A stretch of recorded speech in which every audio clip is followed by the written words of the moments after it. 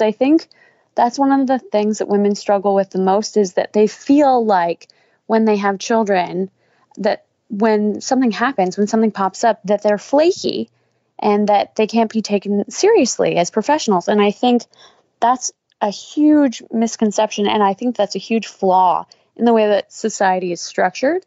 But I will say that I think it's an advantage with that structure in society that I have my husband who's able to help me, because it's getting help, honestly. Because if you don't have the help, it's nearly impossible. This is the Entrepology Podcast, the podcast where we optimize the bodies, brains, and lifestyles of entrepreneurs, go-getters, and world-changing innovators. Welcome to the Entrepology Podcast. I'm your host, Dr. Megan Walker. As a naturopathic doctor and anthropologist, I optimize the health and performance of badass women working to change the world as entrepreneurs and go-getters. You know, people exactly like you. Your business, body, balance, and inner badass, these are the themes we are exploring. So today's guest could honestly not be more qualified in the themes of the Entrepology Podcast than Ann Matthews. Ann is a mother of 4, a badass business owner, and a Chinese medicine practitioner with credentials out the wazoo. She has a clinic here in the GTA called Energy Tree Studios and a particular focus on fertility. We got down on a variety of topics today, including how old you need to be to actually have a baby, how do you balance children and entrepreneurship, and whether or not we should be freezing our eggs as entrepreneurs or actually working to just preserve egg quality. This was a really interesting, fascinating interview that crosses the entire spectrum of having kids and running a business, from preconception, I'm thinking of having them, to I've got 4 of them, 7 between the two of us running around. We covered all of the topics and all of the juicy details in between. It is a total pleasure to introduce you to my badass girlfriend, Ann Matthews. Ann Matthews, welcome to the Entrepology Podcast. Thank you so much for having me.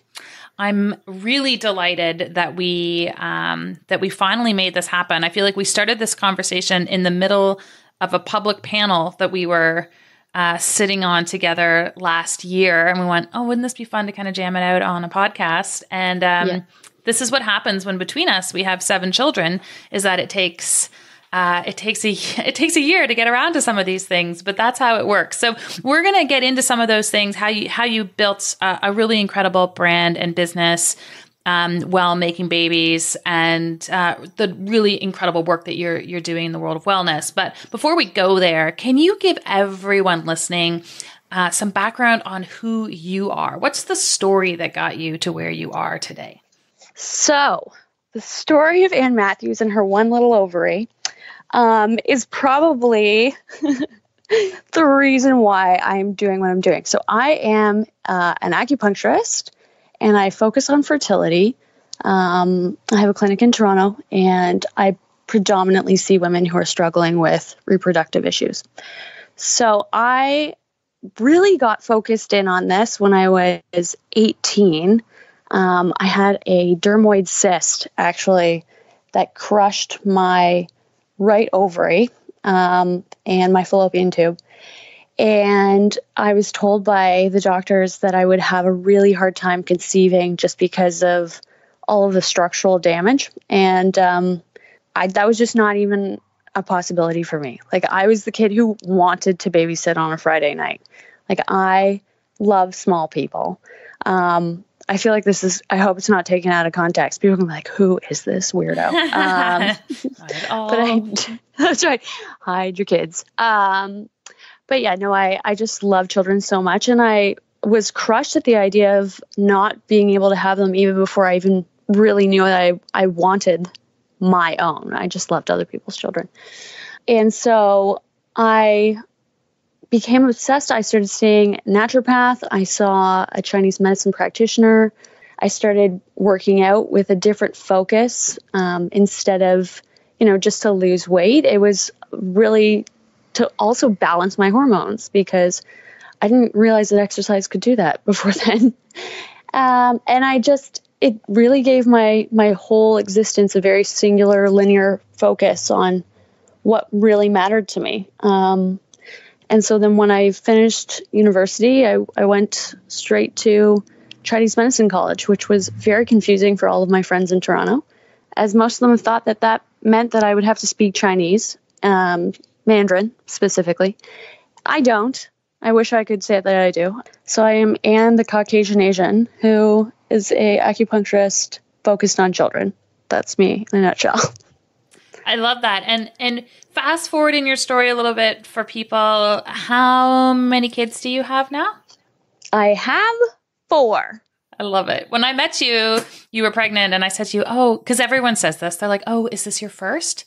Because no one ever says, oh, is this your 4th? And you're like, no, this is my 4th. And I was instantly like, I love you. So I want to get into some of the things that you talked about and a few things that you mentioned even briefly there in terms of like exercise and hormones. And I'd love to get your take on sleep, because I'm on a personal mission this year to get women to actually go to bed and sleep more. But now that we've mentioned the fact that you have 4 children, can we just pause there and delve into that a little bit? Because you've built a really successful brand and business, and you've got 4 kids hanging around you. How do you do that? I don't want to say balance. How do you have your business and have your kids? See, I didn't use balance there. No, I like that. That was great. I can't get rid of them, so I had to make it work. Because now that they're here, you have to just figure it out. I will say there is a very big difference between 2 and 3, and then again 3 and 4. And I've just recently admitted that to myself, because for the longest time, whenever I know women would say, oh, that's crazy, I felt this like knee-jerk reaction to be like, no, it's not. It's totally fine. Like I'm completely fine. I'm great. They're like, I wasn't even asking you that. But I will say that it's about expectations.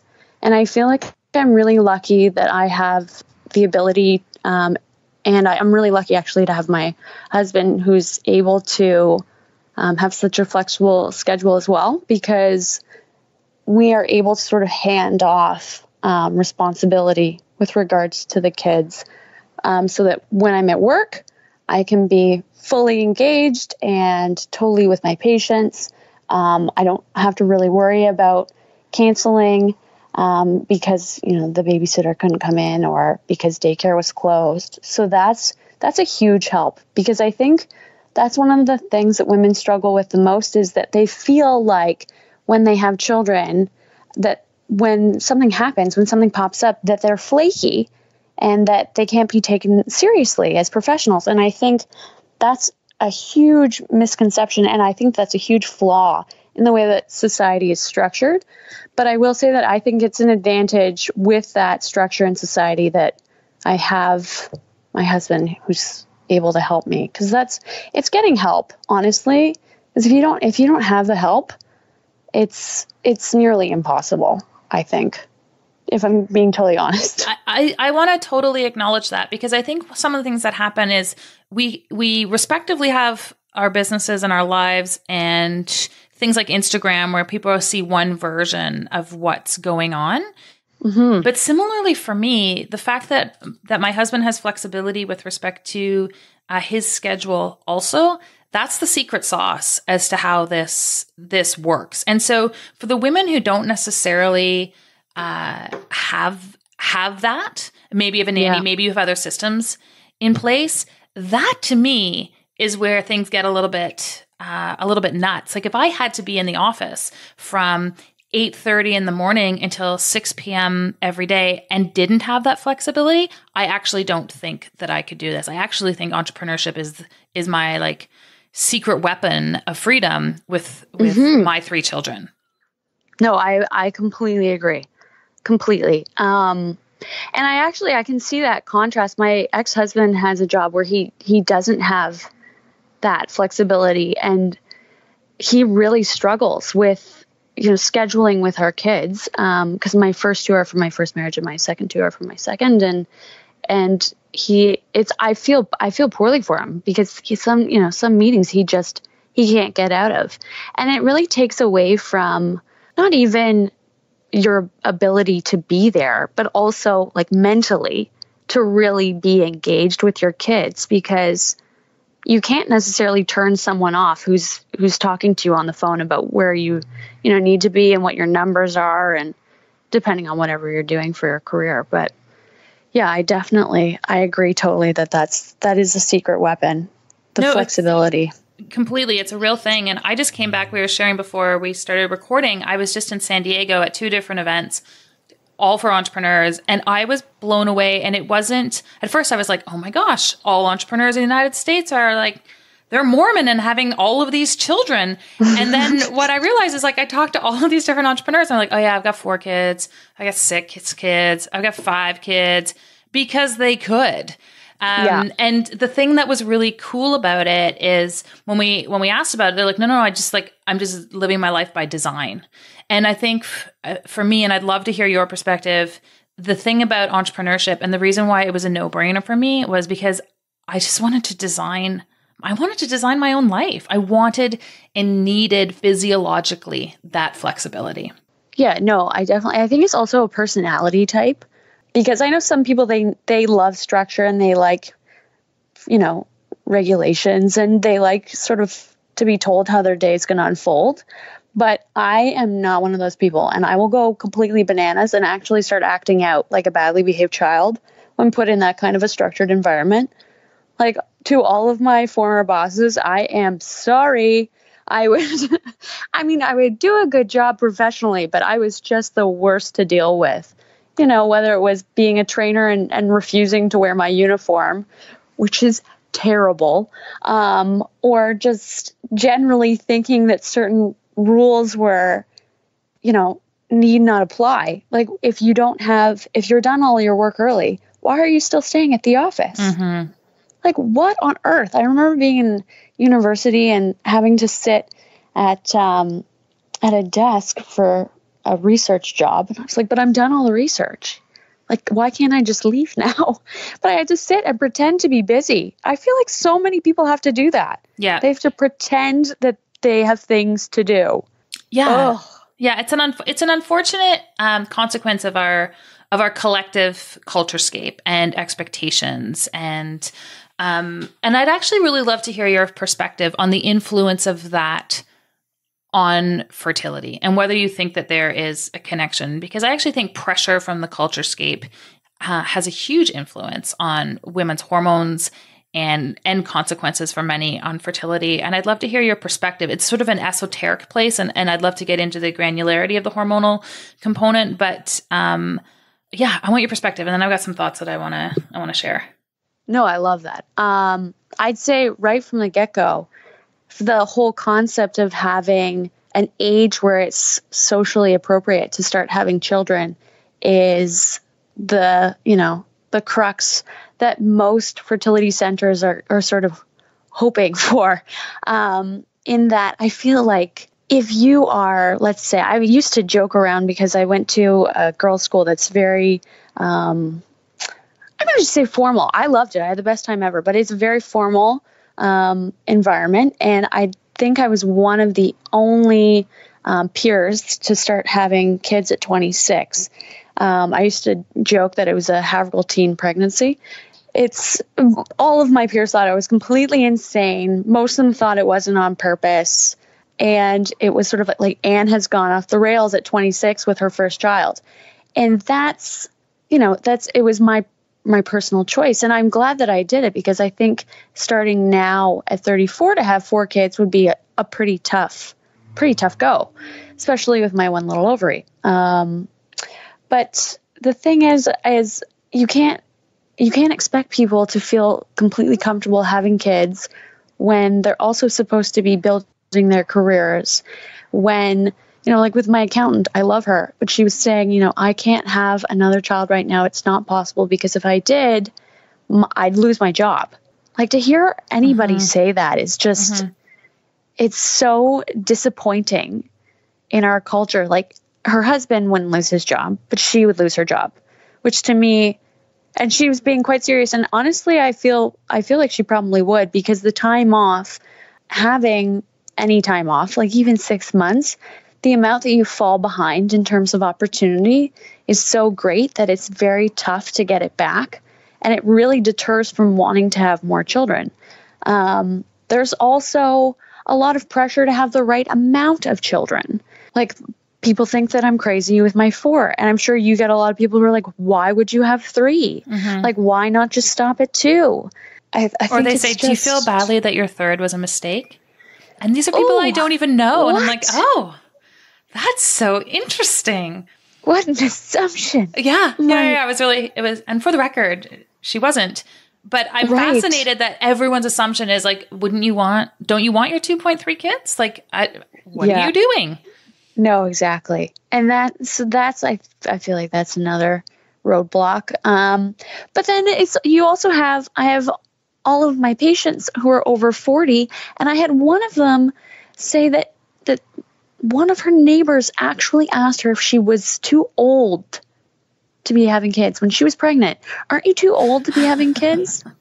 The fact that this man is still alive is astounding to me, because I would have jumped over my fence, pregnant or not. That would have been the end. I feel like societally, and I wrote something about this on Instagram last week when I read an article about the things that female entrepreneurs should do to be able to play in a man's world. There was elements of the article that I agreed with, and there were a lot of things that I was like, this was a missed opportunity for a more important conversation, which is, what are the incredible virtues and attributes that mothers and women bring to the table as entrepreneurs, as corporate leaders, as all of these different things. And there is massive untapped potential in that population, because I have seen mothers do things and execute with a level of capability that is not even reachable by other members of society, men. And it's and I love men, but like, let's be honest, we've had this reverence for their role in leadership for so long. And I think that wall is starting to crumble a little bit. I think there's a real opportunity for the ideals of feminine leadership to start to penetrate in everywhere, and not at the exclusion of men. But the opportunity is really that we honor what everyone brings to the table. The negotiating skills of women and mothers, and the capacity to execute well on multiple different levels at the same time. These are really incredible values to bring to the table. And it is sad to me that you mentioned, this one particular woman is like, I can't have another kid right now because it's going to interfere with my career. And I think the opportunity for us as women is to sell the fact that no, like, we bring something entirely different to the table once we've had children and have more children. But we have to honor at the same time the fact that you can't be sitting in a cubicle at 6 p.m. at night if you're done your work and you're executing and you're doing really awesome things. I think the culture of employment, it needs to change, and I think it's starting to. No, I completely agree. I think it's the structure, and it does a huge disservice to men as well. The amount of pressure that is put on, males in general in this, man's world is obscene. And I feel like it's a lot of the time, if they fall short, no amount of flexibility is given whatsoever. Or, you have somebody like my husband who I work more than he does, and he's constantly getting the gears from, his friends and even my family. Like my grandma, I know she's old and bless her, but she still gives him such a hard time. Like, oh, doesn't it bother you that Anne's at work? Like, Grandma, get it together. Yeah. I know she won't listen to this. That's why I can comfortably say that. It's just the idea. I bet she's not going to listen to the Anthropology podcast. I feel good. I put on a podcast once that I was on, and when I was over at her house, and she legitimately thought I had taped it in my car and was like just talking to myself to impress her. So sweet. I was like, no, Grandma. She's like, well, were you on the radio? And I'm like, let's go with that. Yes. Yes, I was. Bless.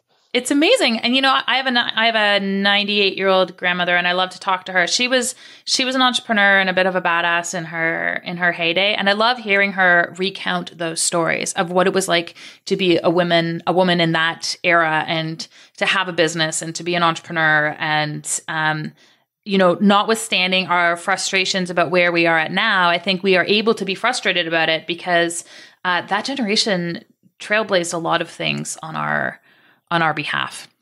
Yeah, no, definitely. And really started your grandmother. My grandmother was probably holding us back, to be totally honest with you. But it was the collective energy, right? And I think that I think we've got so much opportunity now. So I want to actually explore fertility and entrepreneurship a little bit. And the reality is, in my practice, it doesn't matter how old a woman is.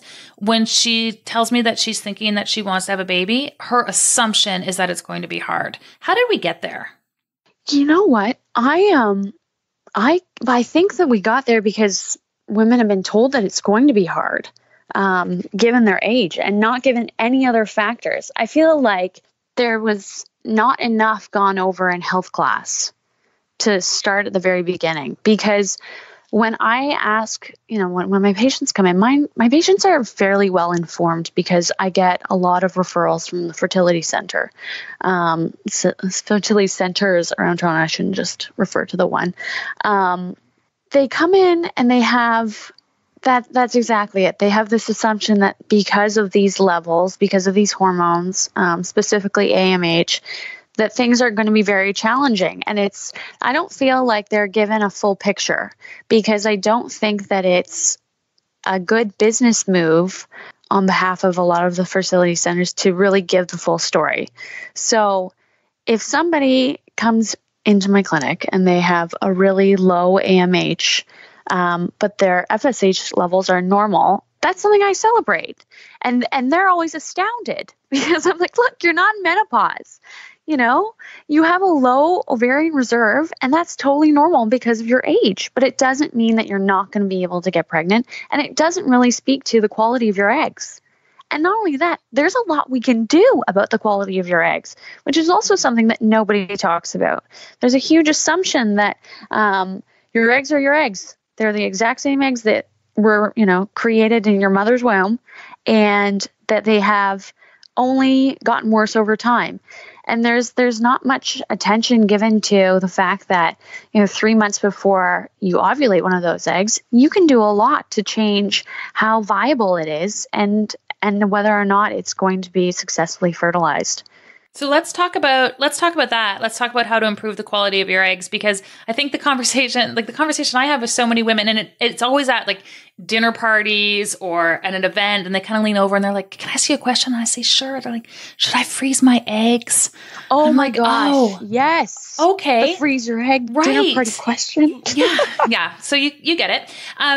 So do you I think the quality of your life is determined by the quality of your question. So maybe it's not, should I freeze my eggs, but what can I do to improve the quality of my eggs at my age? So let's go there. Yeah, no, definitely. And also when I get asked that question, because it's at dinner parties as well. And I feel like I don't really drink very much alcohol, and I'm always surrounded by people that do, so that my parties are more interesting. For me, because, it gets really boring being sober. And so I'm always asked that exact question, should I freeze my eggs? And a lot of the time I'm pretty honest with them in that I'll say that I can't make any suggestions whatsoever unless I've seen what's happening in their body hormonally. And because I don't think it has that much to do with age. I think it has a lot more to do with your reserve, but also whether or not you are heading towards menopause. I think in terms of quality, certain things that we can do, number one is to reduce exposure to environmental toxins. Number one would be BPA, and ensuring that you're not, creating a life in which you're dependent on BPA. I think that we use so much plastic now that everybody knows that it's an endocrine disruptor, but they don't think about how much damage it's doing to the viability of your eggs. So, things like holding on to your receipts. My accountant, that same accountant, would be very proud. But I am one of those people who actually just ask people to put it right in the bag, so that when, they're not watching me take the gloves out of my little purse, or I will carefully put it into a folder so they don't have to touch the receipt. Yeah, people don't know that there's BPA in those like shiny, smooth receipts that you're given everywhere. Or their airline tickets, or, any of the transit tickets, or any sort of shiny plastic. They'll hold on to it, fiddle with it. And give it to their kids. Give it to their kids, and then they eat with their hands they haven't washed because they haven't, touched anything filthy. They've just horrible toxins. Yeah. Yeah, exactly. So that would be my first line of advice, would be to reduce environmental toxins like BPA, like parabens, like phthalates, making sure that they're not in your personal care products. So making sure that you don't use products with a lot of synthetic fragrances, trying to use nail polish that doesn't have formaldehyde. And what is it called? It's like the 3-free nail polish, I think, that doesn't have, I'm pretty sure that's what it's called. And you can get them at most health food stores, and they don't have any of the endocrine disrupting hormones in them. So you can paint your nails and feel good about it. Short of essential oils being the scent, if you can smell your beauty products, it's disrupting your hormones. Exactly. And so that would be my first recommendation. The second would be, I have a handful of supplements that I still consume to this day, because who knows, maybe I want a fifth. You've heard it now, people. She's completely insane. I love this. Yeah. I religiously take ubiquinol, which is the bioabsorbable form of CoQ10. I'm only saying that because my patients come in here and I ask them if they'd be willing to take this, and then they say, no, I'm already taking CoQ10. And I'm like, no, it's the same thing, except that you're absorbing it. and they're always like, oh, okay. But my fertility doctor said that this Jameson brand is fine. Your fertility doctor is wrong. Right. That's always a fun one. So if I were to plan on freezing my eggs, I would start using melatonin before bed. I wouldn't, though, if you're not undergoing any artificial reproductive technology or procedures, because it can disrupt ovulation. Why do you recommend the melatonin before bed if people are undergoing any kind of procedural work related to fertility? Just because as the antioxidant, how it's helpful for egg quality. But it's an issue, though, for if you're just trying to get pregnant without help, it can disrupt your ovulation. So I don't recommend it if you're just trying to naturally conceive, just to avoid any sort of blips in the ovulation. Yeah, I just want to say something about the supplementation piece, because I get patients who, I asked it for the reason, because I get patients who come in and they're like, oh, I heard about this thing on a podcast. And so I now take everything I've heard on every podcast where the title of the podcast had something to do with fertility. And I'm always like, So yeah. I think it's really important that people know, and you and I know this, but there is like a sequence and strategy to the utilization of supplementation. So just because something is searchable on Google with fertility and supplement in the same headline, it doesn't mean it's necessarily the right choice for you. Yeah. Most things are actually not applicable. Right. Like I had one woman who came in and she had been taking Vitex for, I don't know, close to 3 years. And I said, yes, it's true. Vitex is very beneficial, and it's more beneficial with longer term use. But if you never had an issue with, a luteal phase defect, or you had issues with spotting because you didn't have sufficient progesterone, or, you've always had a regular menstrual cycle, then why are you on this unnecessary herbal supplement? Just because it's good for fertility, but your fertility in this aspect doesn't need help. So it's interesting. I feel like people will just take anything that they've heard is beneficial without much context. So I'm really glad that you and no bring one that to the table. And no one would take an antibiotic because it helped their friend last week.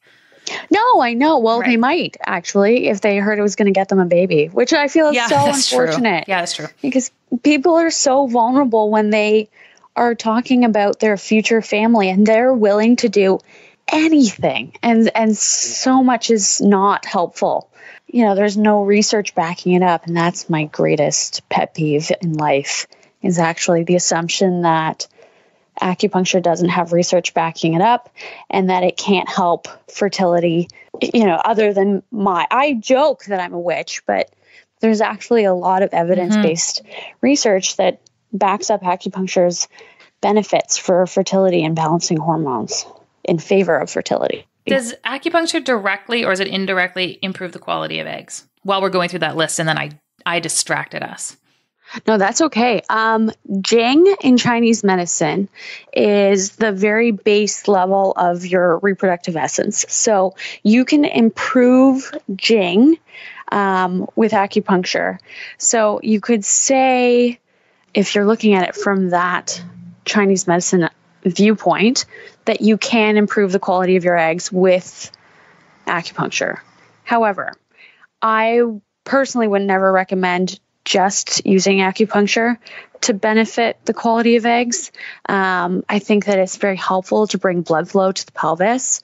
And I think it's really helpful for balancing hormones. And in that way, and also helpful for balancing, blood sugar, insulin. And in that capacity, I could see it as also being beneficial for egg quality, but I can't say definitively, acupuncture for sure improves egg quality, because I haven't read anything that would back that up. And I don't want anyone going on there saying that I'm a crazy witch, just spewing nonsense. That is reserved only for you. Okay, so we talked about decreasing toxic burden. We talked about ubiquinol. Anything else that women can be doing, even on like a daily basis? We talked about addressing your skincare products that they can be doing on a daily basis to improve the quality of their eggs.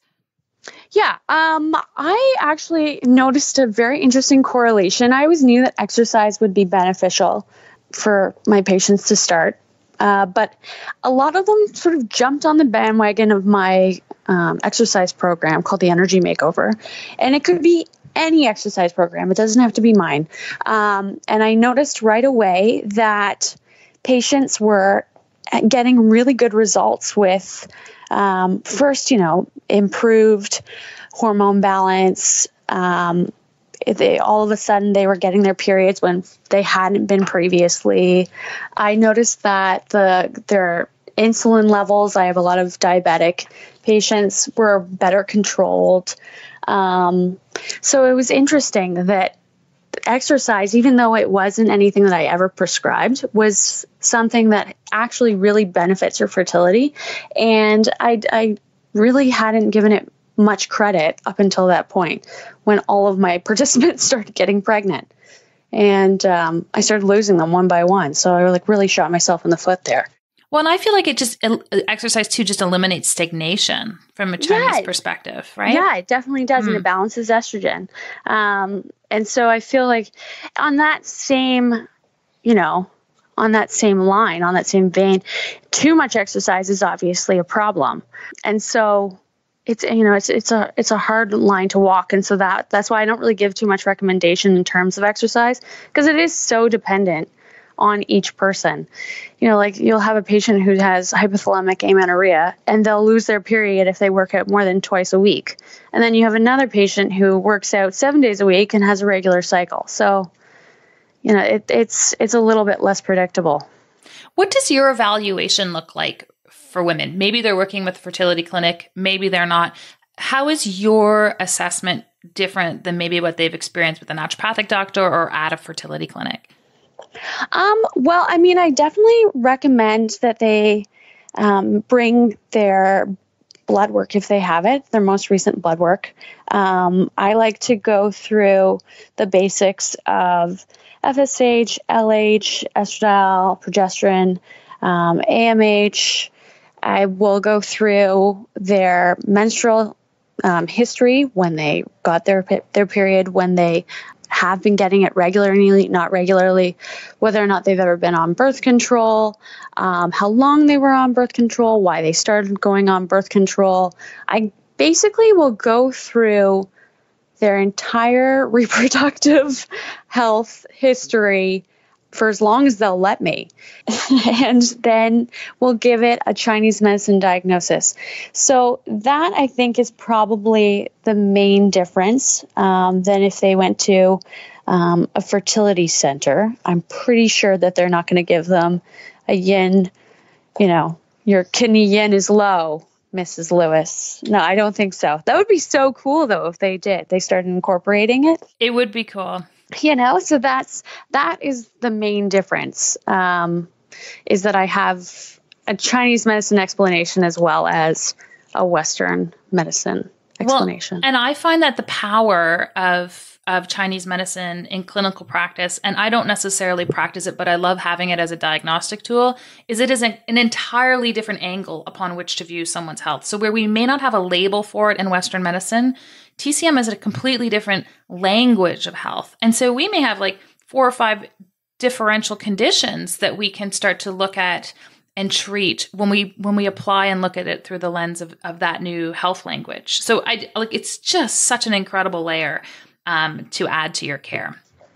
Yeah, I love it for so many reasons. I think the main reason I fell in love with Chinese medicine, aside from how well it helped my cousin with her PCOS, me with my hormonal imbalances, is that even when you have a really terrifying diagnosis, regardless of what it is, like for instance, breast cancer, if you're given a breast cancer diagnosis at the doctor's office, that is a terrifying diagnosis to be handed. And you instantly start going down the rabbit hole of what that could mean. Whereas if you are at your Chinese medicine practitioners or your acupuncturist, that would be so much less scary if someone told you, you have toxic heat or you have a phlegm stagnation. And instead of definitely continue going to your doctor, would never recommend only getting acupuncture for that or Chinese herbs. But the idea that there's an energetic root for any imbalance, and that it's in correcting that energetic root, you can help any condition improve. And that's why I love it. I find it so hopeful for a hypochondriac like me, where I'm like, well, this is the end. I'm like, well, at least this is the end until I get acupuncture. And then I can start making some strides in the right direction again. How often do you see people for acupuncture when they're actively engaged in fertility treatments? I prefer once a week, and I like to see them according to their cycle. Ideally, week 1 is pretty much as soon as they start bleeding. So I like to, with each week of the menstrual cycle, given they have, a 28 to 38 day cycle, I'm working on a different aspect of energy, function and fluid. So week 1, I'm helping completely shed the uterine lining. So we're cleaning out the chong. People love that, the chong. And making sure that everything that is in there is removed, uterine lining wise. And just ensuring that your uterine lining will come back as one uniform endometrial lining, as opposed to having bits of endometrial tissue remain and create stasis, as well as if you picture a nice smooth patch of dirt and then you're able to throw your seeds on it, you're going to have a uniform lawn. And in that uniform lawn, you're going to be able to plant things with greater ease than if it's, some areas are getting a lot of fertilization, some areas are getting a lot of water, some is getting a lot of sun. So the first phase is just making sure that everything is uniform. Everything is ready for implantation. And then after that, you start working on increasing the length of that lawn or your endometrial tissue. You're trying to increase the thickness of the endometrial tissue. So you start working on kidney yin or estrogen is the counterpart of that. And then I start to work towards balancing ovulation, ensuring that you actually do ovulate by moving qi, so reducing liver qi stagnation, increasing circulation overall, giving a lot of attention and blood flow to the pelvis. And then your final 4th week with me, before hopefully you get your positive pregnancy test, is just increasing progesterone. So working on yin and yang, helping maintain warmth, helping that uterine lining stay exactly where it needs to be, and hopefully, grow an embryo. I which love will that. then turn into a child. For those of you unaware of the biology. That's right. Hey, fellow go-getters. So we've got a lot going on right now over at Entrepology Performance Labs, and I want to make sure that you guys are in the loop. We have groups and contests and quizzes and meal plans and all sorts of things that you can get your hands on. And the best place for you to be in the know is actually to ensure that you are following and hanging out and engaging over on the gram. My personal handle, which is at Dr. that is Dr. Megan Walker, is where most of this activity is currently taking place. And so I'm going to invite all of you to come on over and to follow and to play along. This way you can engage with our weekly guests, get direct links to some of the things that they're talking about in our show notes, and have access to some of the coolest new quizzes, ideas, and games and links that we have in the pipeline over at Entrepology. Head on over to Instagram, hit follow, and let's keep in touch. My handle over there is at Dr. Megan Walker, and let's keep the conversation happening. I feel like this is a really perfect place because we could either go down a rabbit hole on this, or we can transition and learn a little bit more about you. And so I feel like this is a really great place to move into the second portion of the interview. And I call this section our KPIs, or key performance indicators. So just like I believe we have these I know we have these in business, I believe we have them in our own lives as well. So how we live our lives are our key indicators of how we perform in life. So I've got some quick rapid fire questions for you if you are down with that. I'm ready. Okay. Hang on. I was warned Sit about these. down. I was warned. They're I'm really, really hard. Who is inspiring you right now? Pretty much every female entrepreneur on Instagram. I go on there as a source of light and inspiration. And right now, Rachel Hollis, she's probably every girl's make-believe best friend. And she has a book right now called Girl Wash Your Face. And even though it's completely has nothing to do with fertility or parenting or really anything that I'm doing, for some reason, she's the face slap that I need to get going. What is your audacious goal for the next year? It's, you know what, it is to set myself up for 2020. And in that I'm actually trying to I have had a really bad habit of setting a goal and then chasing it down to my peril. So I love my clinic, I love my patients, and I love my kids, but doing everything all at once, I don't think that's the best way to live a long, prosperous life. So I think what I'm going to do in 2019 is that I'm going to focus. I'm going to really focus on getting a good foundation for 2020, which is when I hope to launch a larger fertility clinic, hopefully with a holistic focus instead of just the option right now where you can either come see me at the acupuncture clinic or you could go to a fertility center. I'm hoping to create a clinic that's married, so with both options. And I'm excited about it. It's a pretty big goal, but I think it's doable as long as I don't take gigantic bites. I think if I just take a tiny little bite each day, then it's more likely to happen. And the wisdom in that for people who are like, how do you balance 4 kids and a business?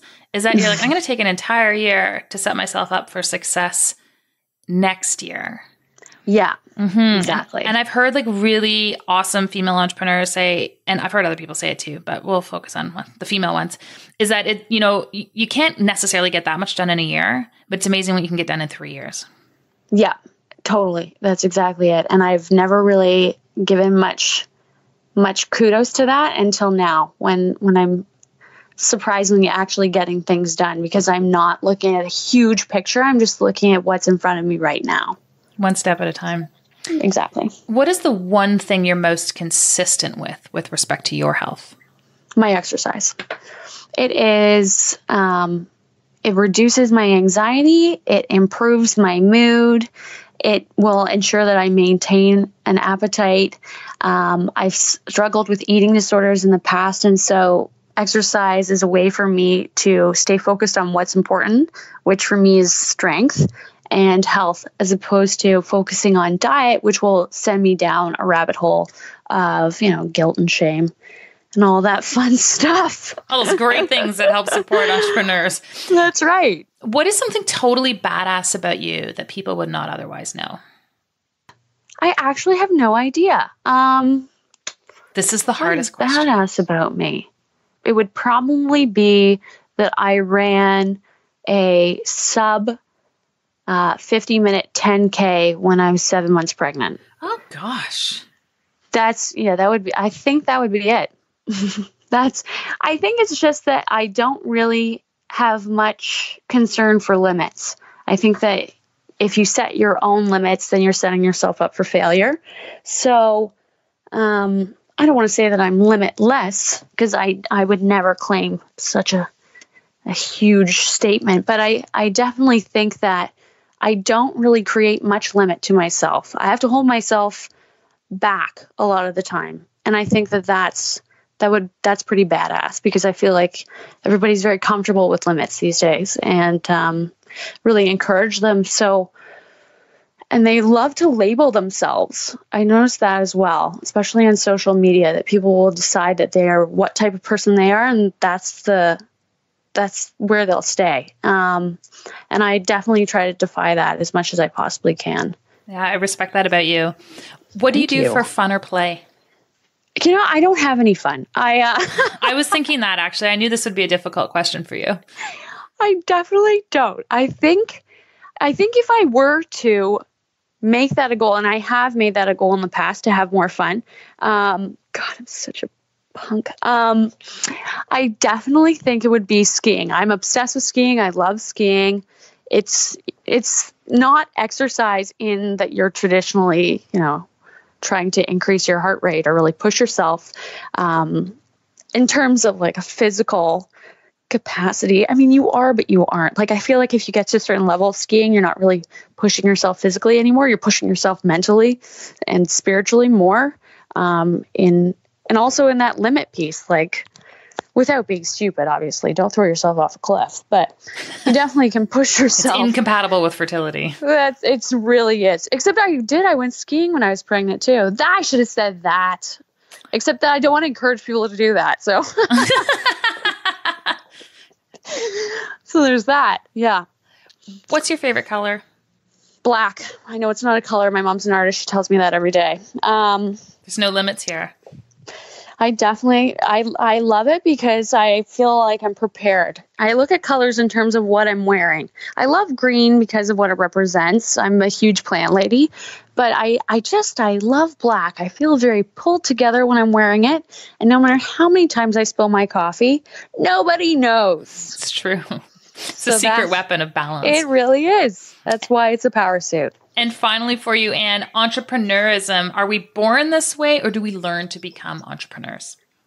I think it's always a process. I definitely think that there are ways of being brought up that encourage, I don't want to say everybody, but I definitely encourage women to feel like they can be an entrepreneur.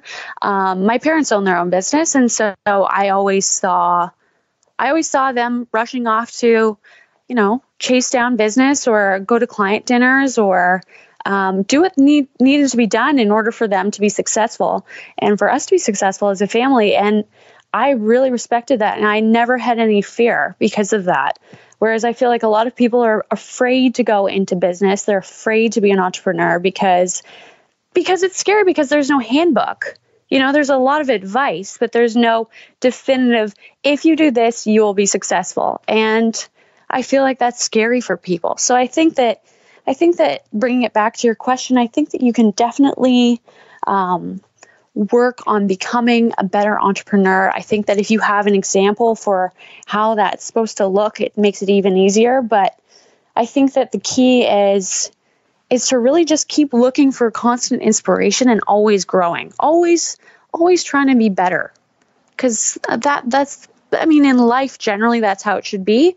But I feel like with so many people's careers, they're trying to get to a peak, and then they want to sort of sit at that peak and just look down. Like, what's the point? No. Just keep going. And I feel like that's the key for successful entrepreneurship is knowing that you're not there yet, ever. Ann Matthews, you are super awesome. Where can people learn more about what you are up to and follow along on this crazy ride you're on? So you could head to my Instagram, which is Ann, Energy Tree Ann. And my website will be done by the time this podcast launches. My website will be done. It is www.energytreestudios.com. Like how awkward I was with that. Where is my website? It's like the first year the interweb ever came out. www. Exactly. I'm just teasing you. I know. http://. We will hook everyone up with all your links in our show notes. And like always, it was a total pleasure to jam with you. And we need to do this again real soon. I would love to. Thank you so much for having me on. If you enjoyed our conversation and would like to hear more, head on over to Stitcher or iTunes and subscribe to the Entrepology Podcast. We would also really appreciate a quick review. When people have their health, they can change the world. Let us keep you healthy and you go change the world.